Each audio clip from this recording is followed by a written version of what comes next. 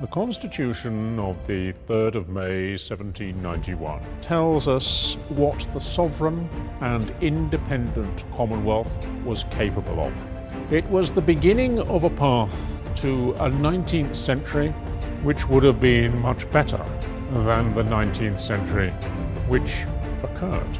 The Constitution is the best possible evidence of the Commonwealth's immense vitality. It is worth being remembered and venerated by all who value liberty. The Constitution of the 3rd of May 1791 is celebrated today as the first modern constitution in Europe and as a symbol of Polish sovereignty and independence. The anniversary calls on us to ask a number of questions. What was the genesis of the Constitution, both short-term and long-term?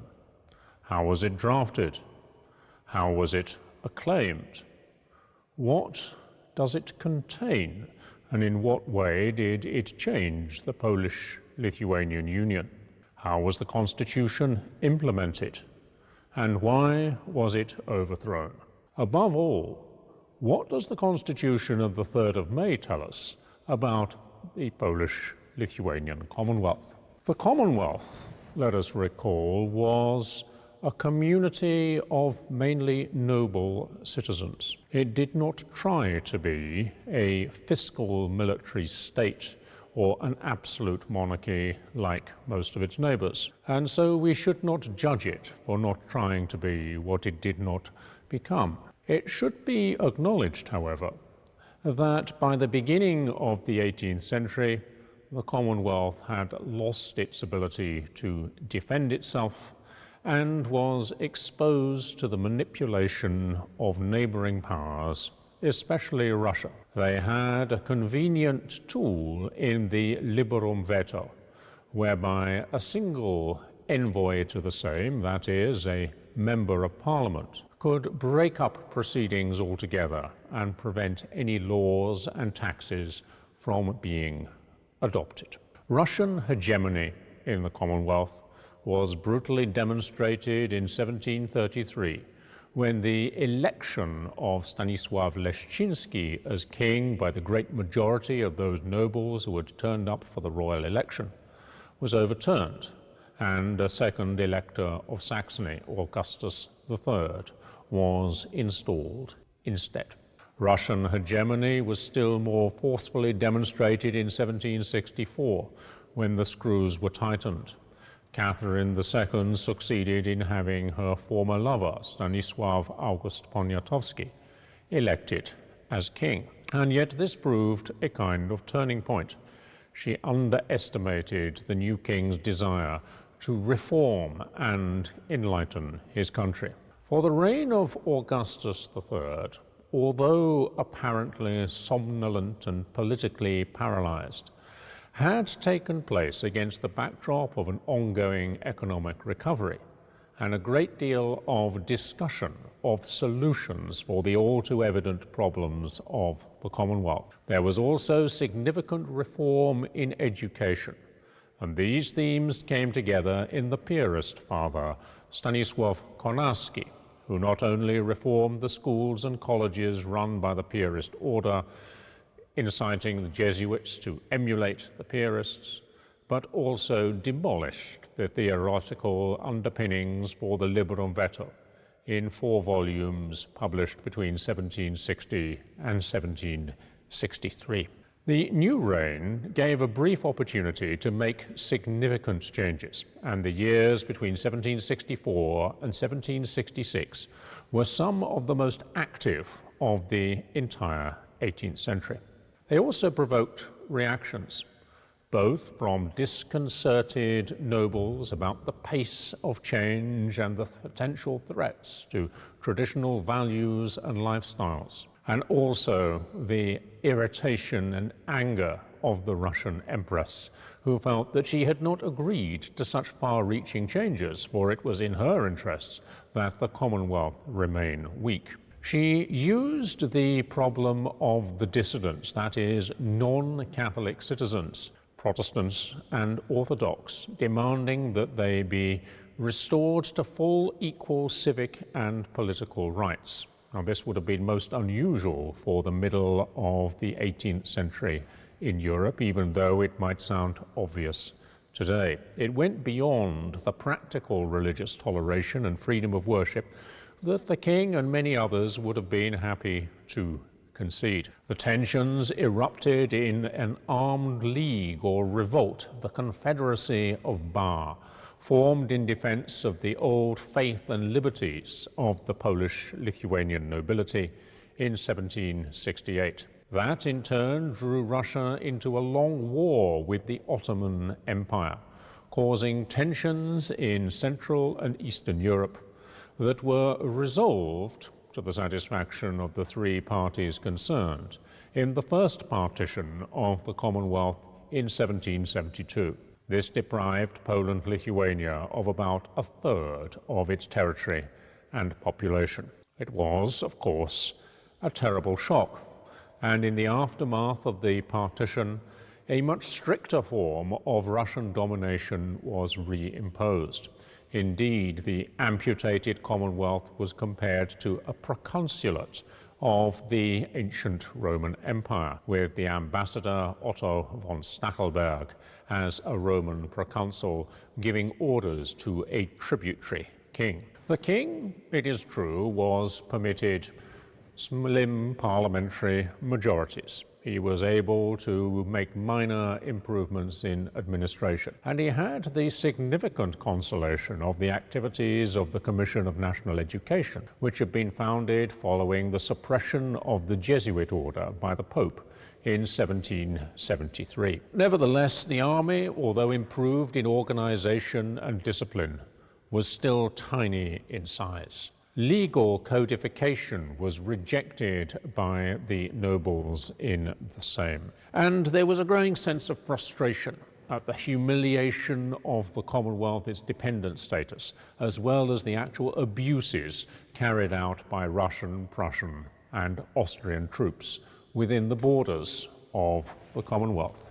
The tide of change was at the same time building up in education, in culture, and ideas, so that by 1788 there was a ferment of minds among much of the nobility. Stanisław August hoped to direct this into new channels, proposing to the Empress Catherine, when he meant to meet her as she sailed down the river Dnieper to inspect the newly annexed Crimea in 1787, that Poland become an unequal ally of the Russian Empire against the Turks. She kept him waiting. She gave him an unsatisfactory and incomplete answer to his proposals. And in the meantime, this helped the political and cultural situation in the Commonwealth to get out of control at the Sejm of 1788.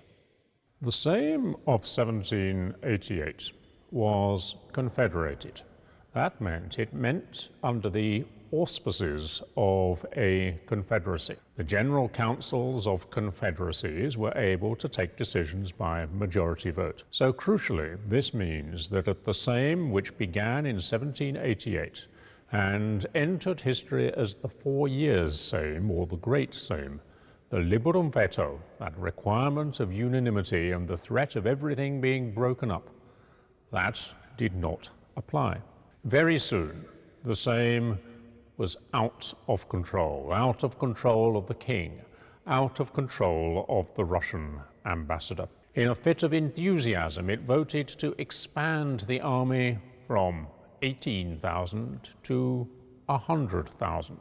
It also threw off the Russian guarantee, so-called, of the Commonwealth's form of government, and drew closer to Prussia, seeking an alliance with a power that was increasingly becoming the rival rather than the ally of Russia. The Sejm completely marginalized the king, who saw his position crumble very quickly. There was also a revolution in political culture.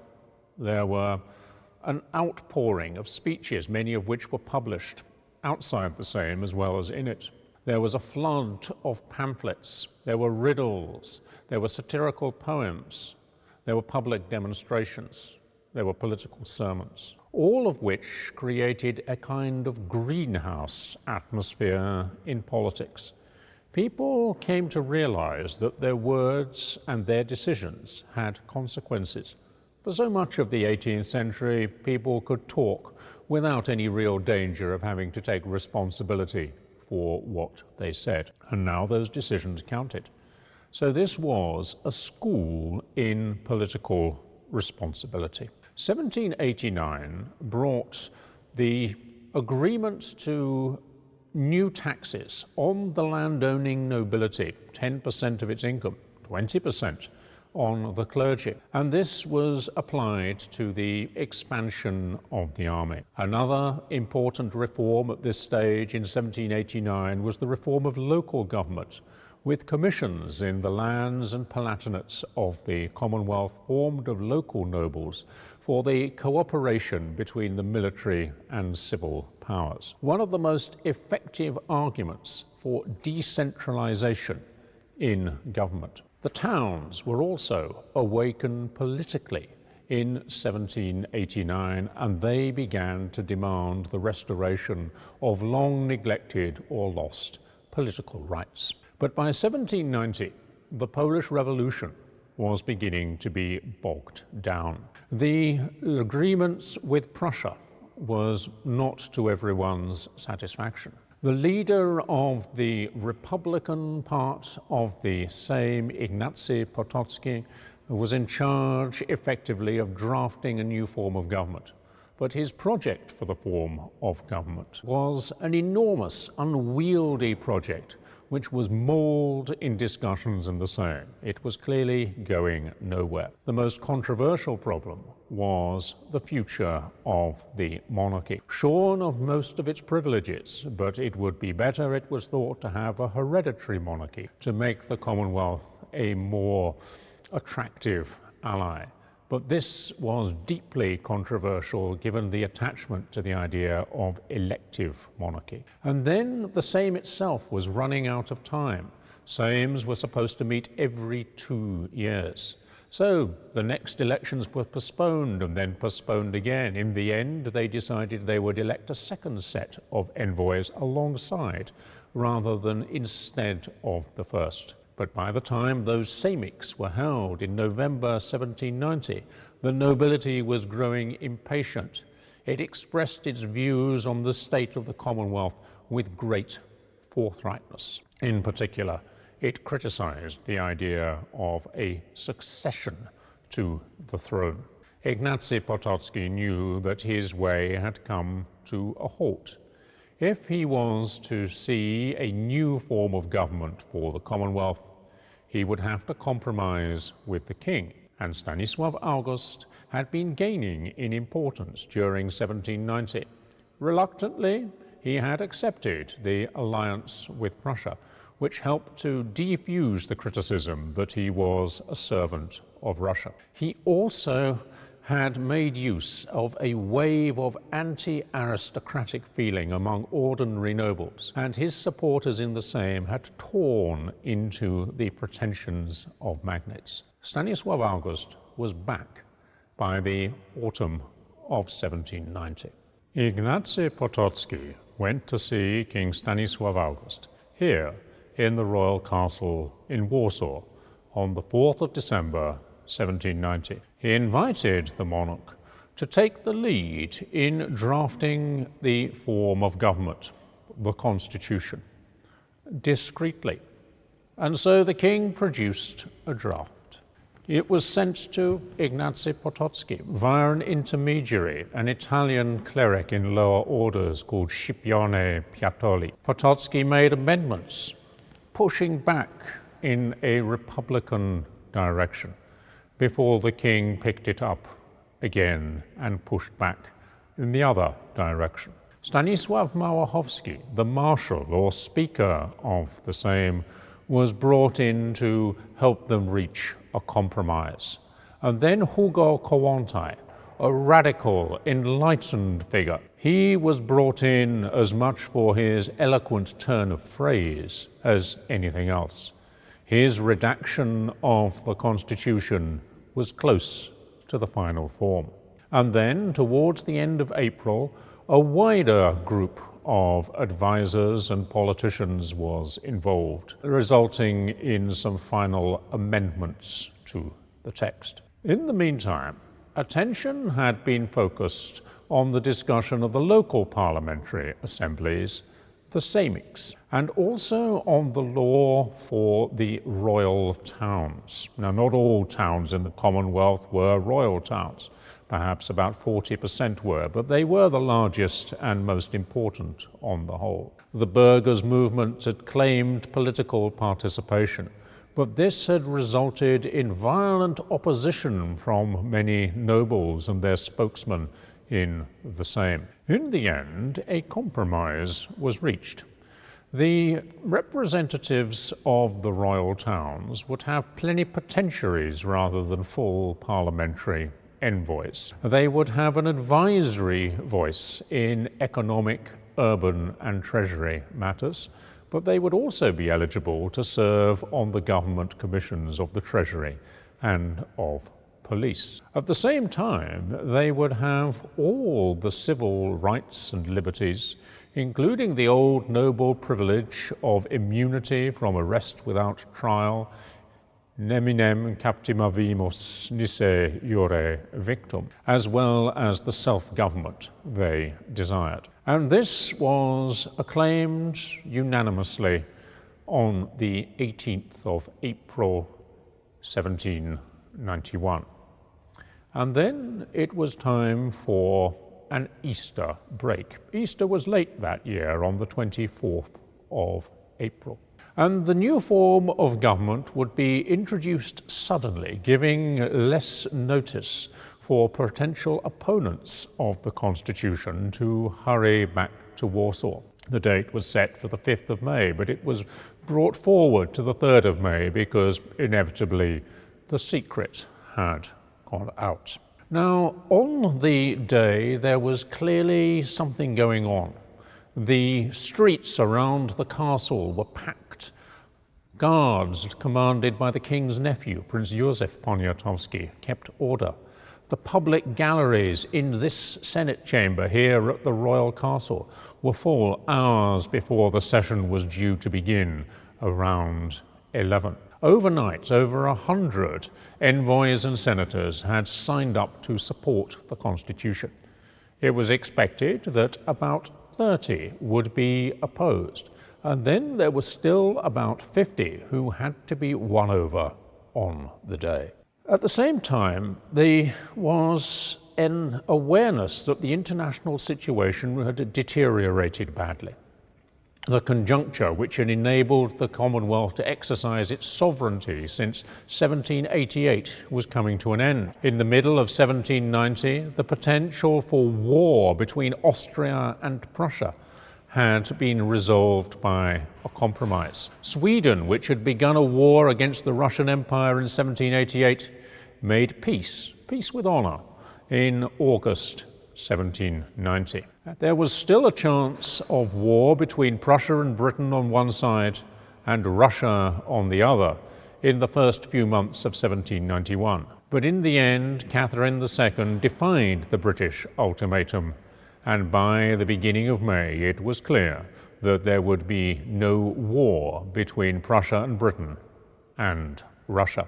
And so dispatches from diplomats abroad were prepared. Extracts were to be read out in order to create the impression of a dreadful and imminent threat to the nation's very existence. Such was the tense atmosphere when Stanisław Małachowski tapped his marshal's staff in order to open the session.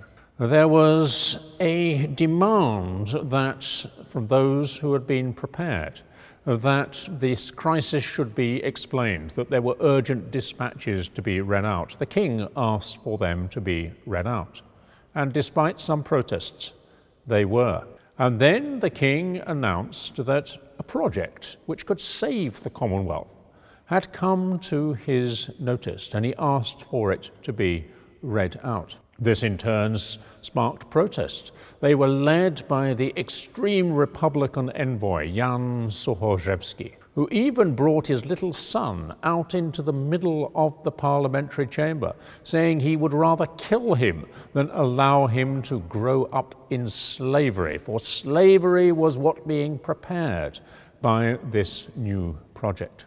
He was overruled, but there were sufficient protests against the acclamation of this project, once it had been read out, for a proper debate to be held. And it went on until about 6 o'clock in the evening.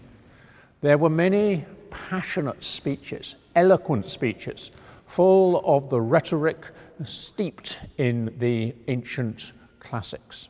But there were also learned speeches, considering the dilemmas of freedom and order, independence and survival. And then at about 6 o'clock, with the protests still preventing an overall acclamation, the king raised his hand to speak.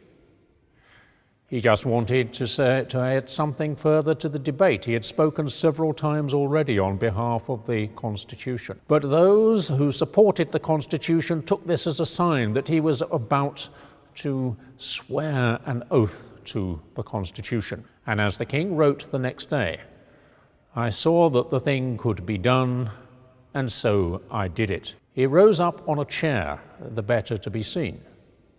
He placed one hand on a gospel held by the Bishop of Smolensk and repeated the words of an oath dictated by the Bishop of Krakow. And then afterwards he led all present, except for a few remaining opponents, to the nearby collegiate church, not yet a cathedral, of St. John the Baptist here in Warsaw's Old Town. And there all took the oath, and there the Te Deum Laudamus was sung. And then the sacristy bell quelled the crowds, and the king led everyone back here to the Senate chamber in the royal castle. And he had the presence of mind to ensure that government commissions and military units would also take the oath to the Constitution. Now, the following day, as people took in what had happened, about 30 opponents registered a formal protest. Sochorszewski even declared he would go to America until he discovered that the President of the United States of America, under the freshly acclaimed American Constitution, had even more central executive power than a King of Poland, according to the new Constitution. At the next parliamentary session, on the 5th of May, it was needed to regularize things. As the chairman of the constitutional deputation of the same, Bishop Kosakowski, said, this had been done irregularly, using the voice of the public rather than established procedure. An established procedure had meant that a project should be published 3 days in advance for it to be thought about and then discussed at length before being voted or acclaimed into law. It was then suggested that a unanimous acclamation of all present could resolve the doubts, and the bishop agreed. And so the Constitution acquired the force of law, which had been somewhat lacking on the 3rd of May. So the events were often referred to in the year that followed as the Revolution of the 3rd and the 5th of May. The document, generally known as the Constitution of the 3rd of May, was titled the Law or the Statute of Government. In Polish, that is Ustawa Rządowa.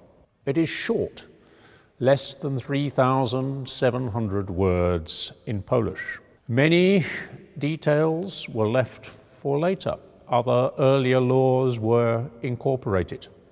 And it is a persuasive document, regarded as akin to a pamphlet, a catechism, or a civic sermon. Now, it was a constitution in the old sense of the word, that is, a law passed by the same. But it was also a constitution in the new sense of the word, and very soon it began to function as such. And that is to say, it was a solemn legal framework outlining the form of government and outlining the relationship between government and citizens and government, as well as citizens to each other. The whole was based on the fundamental values shared by the political community, values of liberty, virtue, equality, justice, and the rule of law.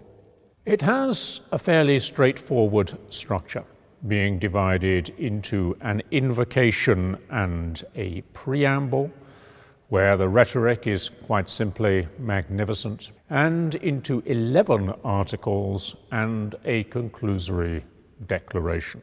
The first article refers to the dominant and national religion, Roman Catholicism, and to reinforce that point, conversion from Catholicism to other religions was prohibited, against the advice of the king, but no penalty was specified.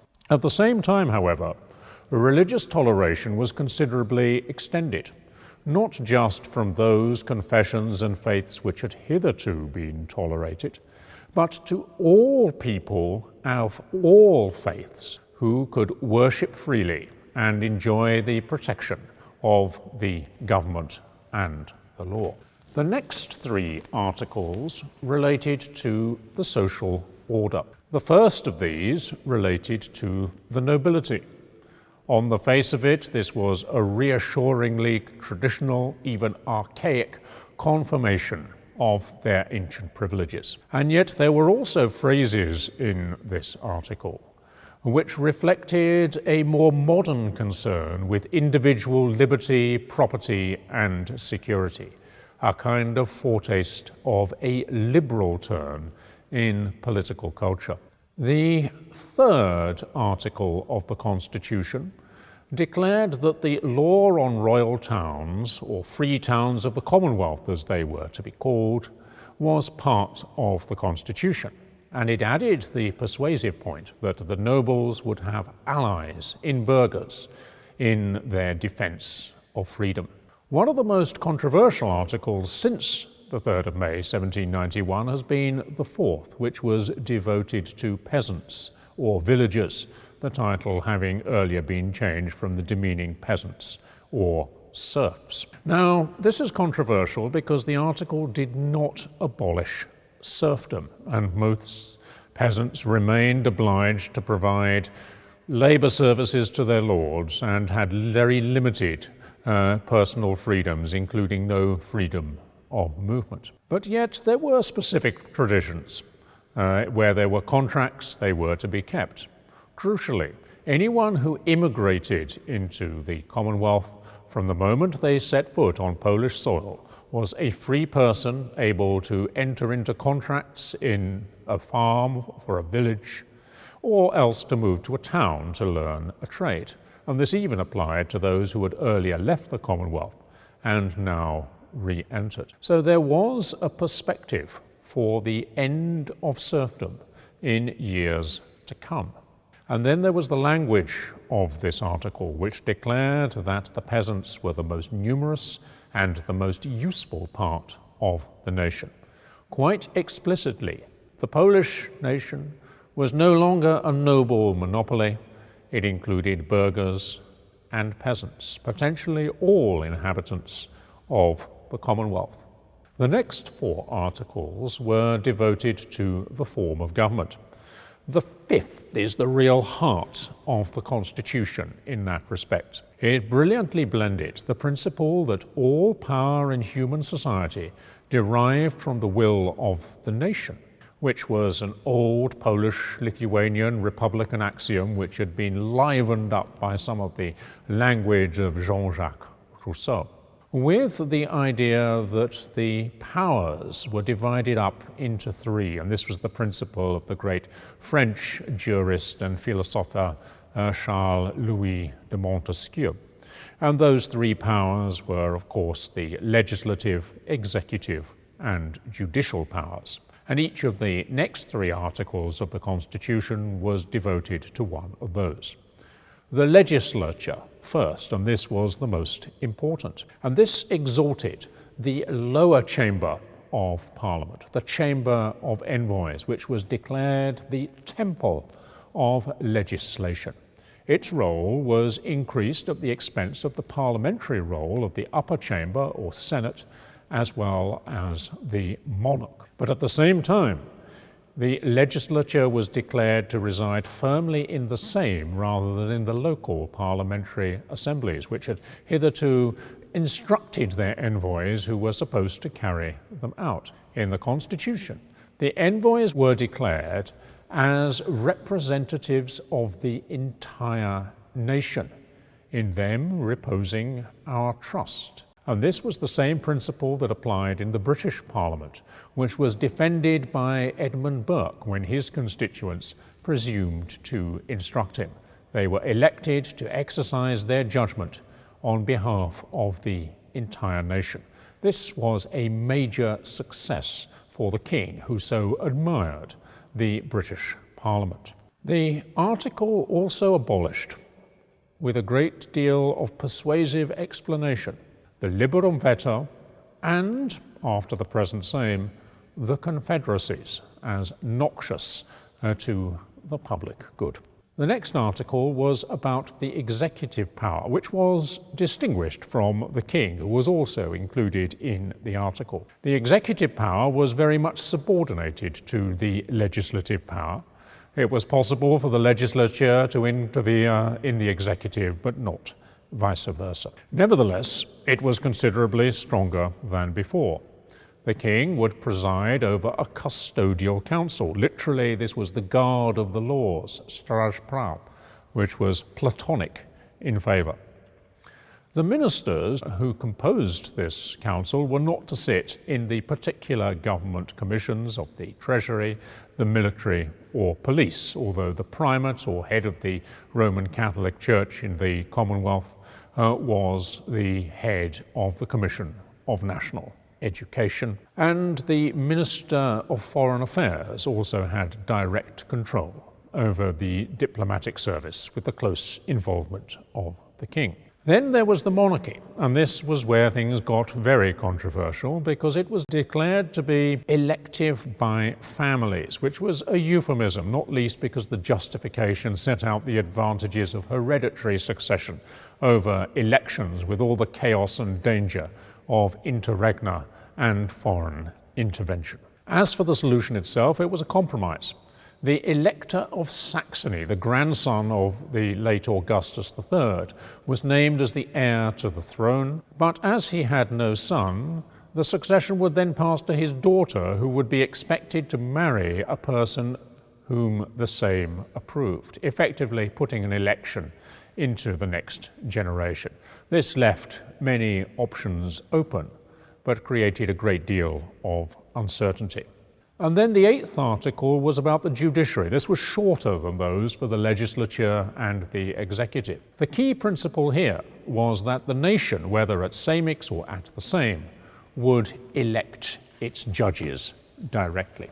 There followed 2 articles on the education of royal children and the arrangement for a regency, which again elevated the role of the legislature in supervision. And the 11th article was on the national force, or the army, which was a common responsibility. And the army was empowered to enforce the law in cases of disobedience, which added some teeth to that executive power. And then finally there was the Declaration of the Assembled Estates, which was about the propagation, the celebration, and the enforcement of the Constitution. Taken together, the Constitution was a compromise between the heritage of noble republicanism, some elements of the Enlightenment, particularly strongly represented by Kołłątaj, and the limited parliamentary monarchy which Stanisław August admired in England and which was partly inspired by Montesquieu. Above all, this was a persuasive document, and it opened a path to the future rather than closing a chapter on the past.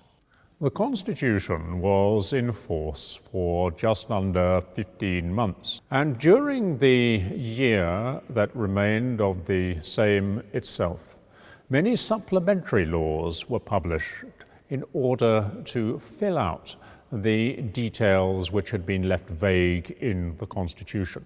The first group of these concerned the legislature, the second group the executive power, and the third group the various different types of courts.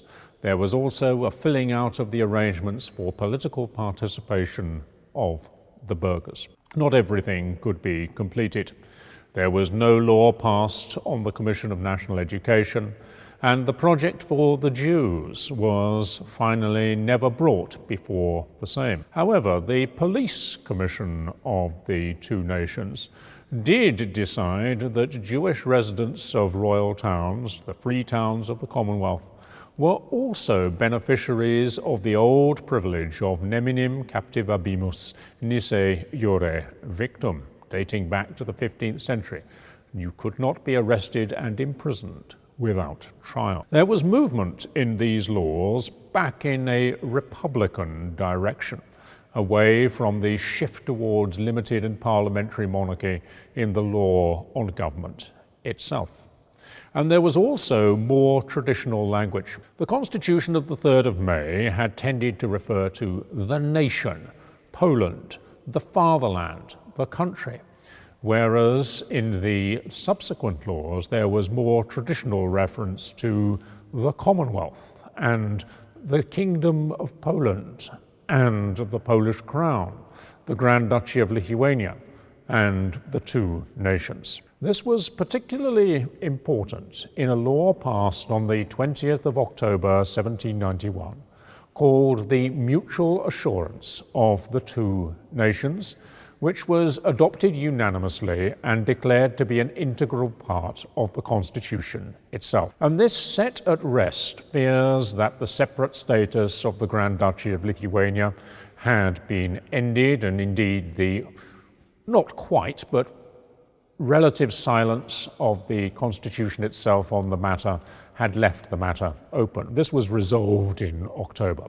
The status and equality of the Grand Duchy of Lithuania was reiterated in return for agreement to joint government commissions. There was, by this time, a different kind of politics as the new institutions began to bed down. Of course, there were still debates and disagreements, some of them quite heated.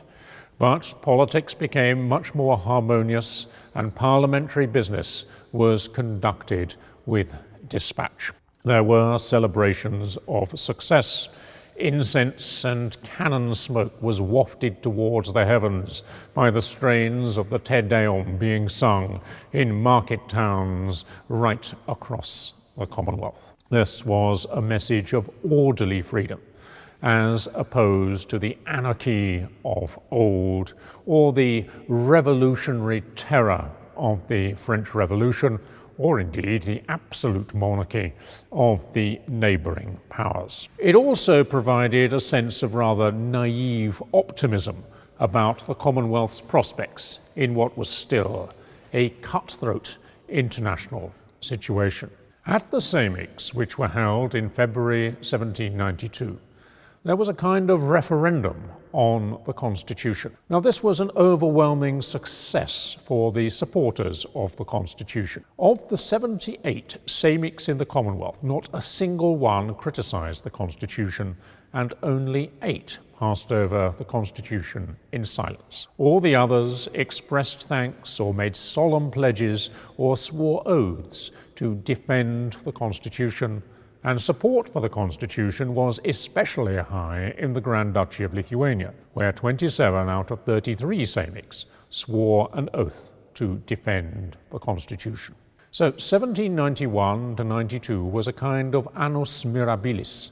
A great deal of work was done to win over the waverers, to persuade those who had doubts, and to celebrate, for the first time in many decades, a real sense of success and achievement. Alas, it could not last. It is sometimes suggested that 1792 saw a civil war between Poles. I don't agree. A very small number of magnate malcontents and their clients were so uncompromising in their opposition to the Constitution that they supplicated the aid of the Empress Catherine II of Russia. The Tsaritsa Catherine was determined to destroy the Constitution anyway, but she really wanted a fig leaf of an invitation from one part of Poles against another in order to intervene as she had intervened on other occasions in the past. She was deeply disappointed with the numbers and the quality of those who arrived in St. Petersburg to beg her help. She sent in 2 armies, totaling 100,000 men, while the Polish-Lithuanians could put something like 45,000 into the field and perhaps got up to 65,000 mobilized by the end of the campaign. And they fought hard. They had to retreat, but by the time the River Bug was being defended, the resistance was intense. In the Russian baggage trains followed the Confederates. In the Polish crown, this was led by Szczęsny Potocki, the richest magnate of the Commonwealth, assisted by the hetmans or military commanders Ksawery Branicki and Seweryn Rzewuski and their clients. In the Grand Duchy of Lithuania, there was a separate confederacy led by the brothers Kosakowski, Bishop Józef, and his brother Szymon, who was a major general in Russian service. They proved unable to recruit many supporters. And this meant that things seemed still to be in the balance when the answer came back from St. Petersburg that the Polish request for negotiations had been turned down by Catherine. There was to be no choice in the matter. The king was to submit to the Confederacy of Targowica and order the army to peacetime locations. It was effectively a capitulation. On the 23rd of July, 1792, the king called all the ministers present in Warsaw here to the royal castle for an exceptional meeting. The majority supported the king's decision to accede to the Confederacy and do as the Empress wanted. This is a decision that continues to arouse great controversy. It is true that the Russians still held a numerical advantage, although less than it had been. There was the danger of disaster were the Polish armies to be defeated before Warsaw. Still more serious, there was the danger that the Prussians would invade from the west, in a kind of reverse scenario to the one that actually occurred in September 1939, when it was the Soviets who invaded from the east, while resistance continued against the Germans from the west. Nevertheless, in doing as the Empress demanded, Stanisław August and those who supported him threw away the best cards they had. There were no more left to play. There was no more leverage. And the submission to the counter-revolutionary regime that was installed by the Russians had to be total. Now, this regime proved to be oppressive and incompetent. Even Catherine lost patience with it. Towards the end of 1792, she was already minded to have a second partition of the Polish-Lithuanian Commonwealth. She didn't have to share anything with the Austrians this time, as they were fighting the revolutionary French. But she did give up a part of the west to Prussia to take a great deal more in the east for herself. What remained would be subjected even more firmly to the Russian Empire. Now, this intolerable situation provoked an insurrection in 1794, led by one of the heroes of the War of 1792, as well as of the American Revolutionary War, Tadeusz Kościuszko. And then the Russians crushed that too, leaving the remains of the Commonwealth to be partitioned for the third and final time between Russia, Prussia, and Austria in 1795. And 2 years later, in 1797, the three courts resolved among themselves that the Kingdom of Poland would never be mentioned again, and nothing would be done to recall its existence. Out of sight, out of mind. But that was the same year that legions were formed in Italy, who sang the song, "Poland is not yet perished." The Constitution tells us what the sovereign and independent Commonwealth, albeit for that brief period of a few years, what that Commonwealth was capable of. It was the beginning of a path to a 19th century for its peoples, which would have been much better than the 19th century which actually occurred. The Commonwealth was not a failed state, which was put out of its anarchic misery by better governed neighbours.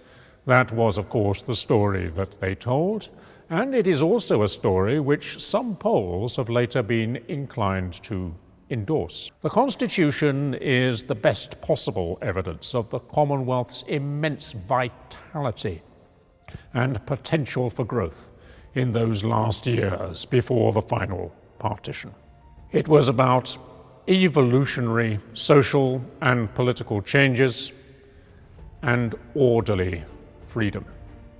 And that is why I think we should remember with gratitude the Constitution of the 3rd of May, not just for Poles, not just for other successor nations such as the Lithuanians, Belarusians, and Ukrainians of the Commonwealth of the two nations.